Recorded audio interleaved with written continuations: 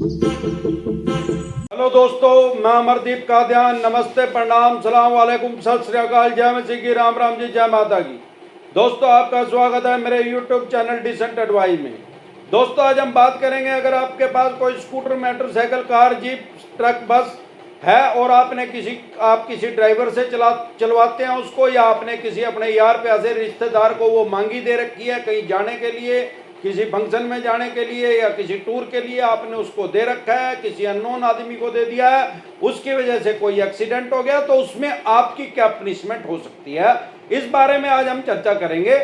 दोस्तों, सबसे पहले तो हमें ये जानना चाहिए कि मोटर व्हीकल एक्ट इंडिया का जो है उसमें कुछ साल पहले बहुत बदलाव हो चुका है। आपने देखा होगा, पहले जो चलान 1,000 रुपए का कटता था वो आज की डेट में 10,000 रुपए का कट रहा है। और दूसरा, अगर आपने किसी ऐसे आदमी को या किसी ऐसे बच्चे को, फॉर एग्जाम्पल अगर आपका ही बच्चा है, अगर वो 16 साल से कम है या 18 साल से कम है, अगर आप वो 16 साल से कम है, आपने उसको एक्टिवा दे दी, गियरलेस कोई स्कूटर दे दी और उसकी वजह से कोई एक्सीडेंट हो गया, तो आपकी 3 साल की उसमें पेरेंट्स की सजा हो सकती है। पेरेंट्स में आता है, सबसे पहले फादर का नाम आता है। अगर उस आदमी का, उस बच्चे का फादर ना हो, लड़का हो या लड़की हो, जिसने वो एक्सीडेंट किया, तो उसकी मदर की 3 साल की इसमें जेल हो सकती है।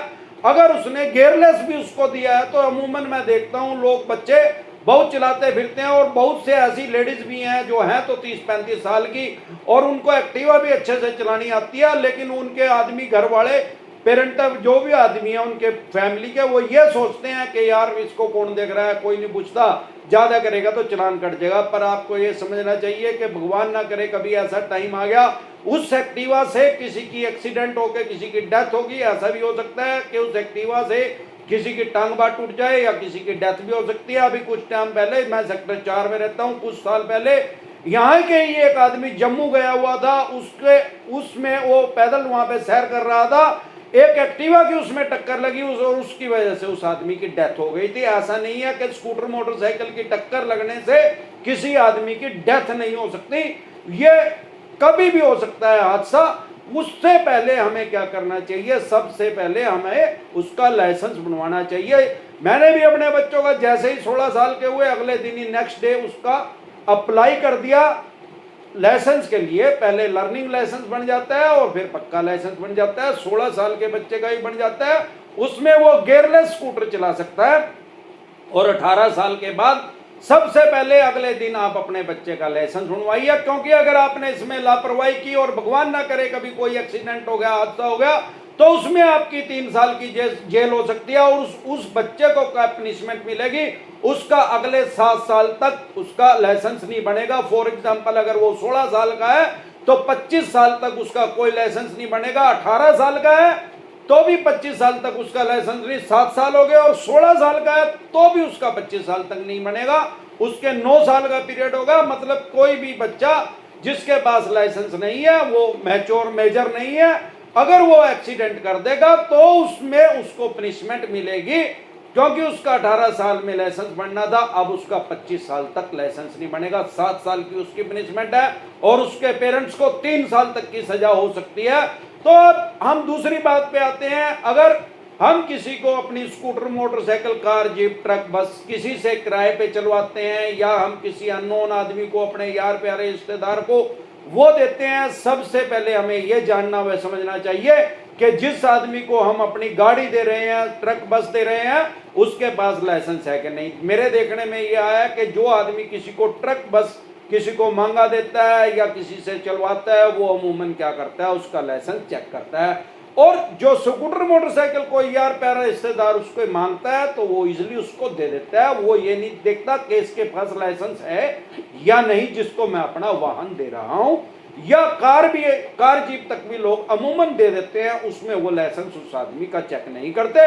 अगर उस आदमी के पास लाइसेंस नहीं है, जिसको आपने स्कूटर, मोटरसाइकिल, कार, जीप दी है, अगर वो उसको रफ चला रहा है, बिल्कुल गलफत की स्थिति में चला रहा है, तो उसका 279 में उसका चालान कट सकता है, उसको उसमें 6 महीने की सजा हो सकती है और 1,000 रुपए उसका जुर्माना लग सकता है। अगर आपने किसी को गाड़ी दी है और उसने वो scooter, motorcycle, car, jeep, truck, बस कुछ भी है, गाड़ी आपके नाम है और आपने किसी अननोन आदमी को दे दिया, चाहे उसके पास लाइसेंस भी है, अगर उसने उससे किसी से एक्सीडेंट कर दिया, किसी का कोई हादसा हो गया और किसी को माइनर चोट भी लगी, खरोच भी आ गई, थोड़ी बहुत चोट नाम मात्र की भी लगी, तो भी उस आदमी का 337 में उसका चालान, आईपीसी में उसका चालान कट जाएगा।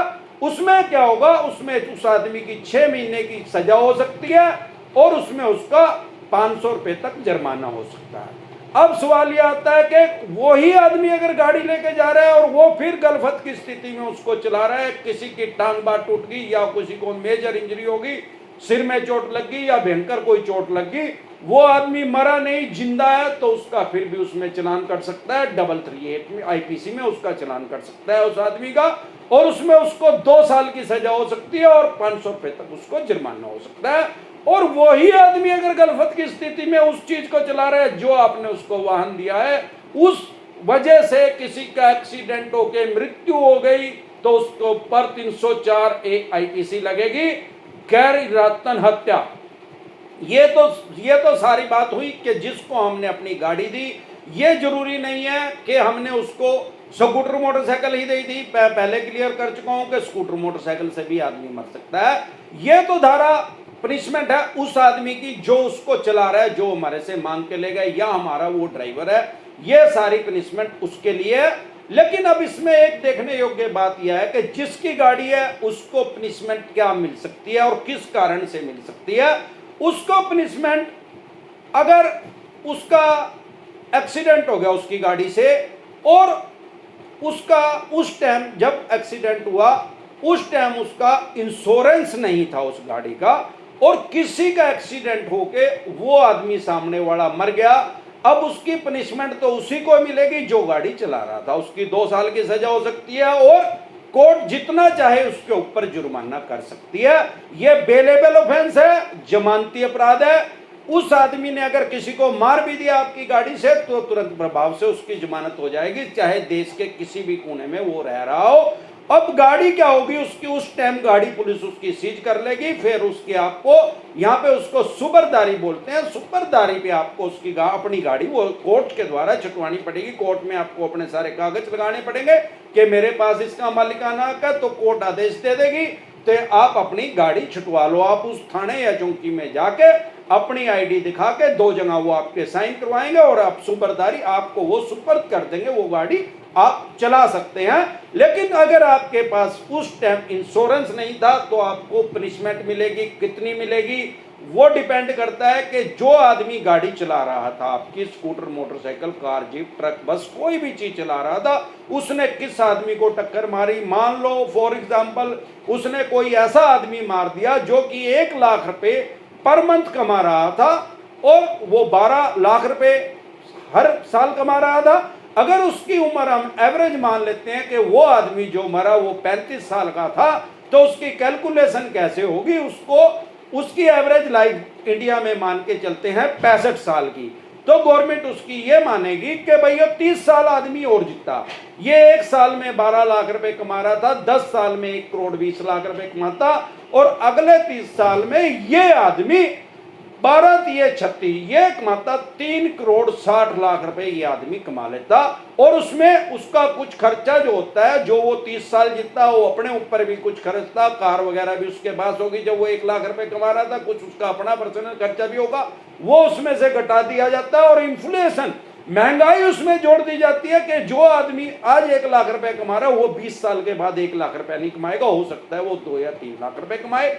अब उसकी इस हिसाब से कैलकुलेशन करके 30 साल में लगभग 5 करोड़ से अब उसका क्लेम बनेगा। अब वो क्लेम वो आदमी नहीं देगा जो गाड़ी चला रहा था, जिसने वो एक्सीडेंट कर दिया, उसको ऊपर वो क्लेम नहीं पड़ेगा। क्लेम पड़ेगा जिसकी गाड़ी थी उसको वो 5 करोड़ रुपए देने पड़ेंगे।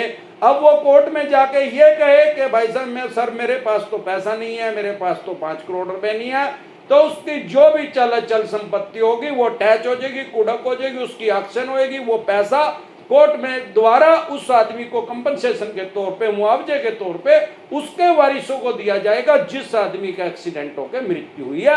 अगर फिर भी कुछ आदमी के पास कोई ऐसी संपत्ति हो ही ना, और उसने इंश्योरेंस भी नहीं करवा रखा था तो उसकी उसमें जेल होगी, 100% उसकी जेल होगी। वो ये नहीं कह सकता कि भैया मेरे पास तो सर पैसा ही नहीं है। भाई पैसा नहीं है तो फिर गाड़ी क्यों लाई, गाड़ी लाई तो इंश्योरेंस क्यों नहीं करवाया, इंश्योरेंस करवाया नहीं और ये आदमी मर गया तो वो ये भी नहीं कह सकता कि मैंने नहीं मारा, ये तो इस आदमी ने मारा है जिसको मैंने अपनी गाड़ी दी थी। पनिशमेंट उसको मिलेगी जिसकी वो गाड़ी है। तो आपने फ्यूचर में ये ध्यान रखना है किसी को गाड़ी देने से पहले कि उसका इंश्योरेंस जरूरी हो।